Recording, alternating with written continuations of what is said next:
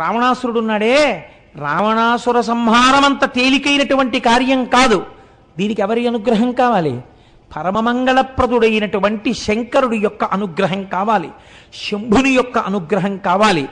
అన్నిటిని మించి రామచంద్రమూర్తి ఏ పరిస్థితులలో లంకాపట్టణానికి వెడుతున్నారు మీరు ఒక్కసారి ఆలోచించండి చాలా జాగ్రత్తగా. తన భార్యనెత్తుకుపోయిన వాడు 10 నెలల నుంచి అక్కడ ఉద్యానవనంలో పెట్టి ఉంచాడు. 10 నెలల నుంచి వాడేం మాట్లాడుతున్నాడు? నువ్వు నా పాన్పు చేరు అని మాట్లాడుతున్నాడు. ఎవరామె? అయోనిజ. ఈయన ఎవరు?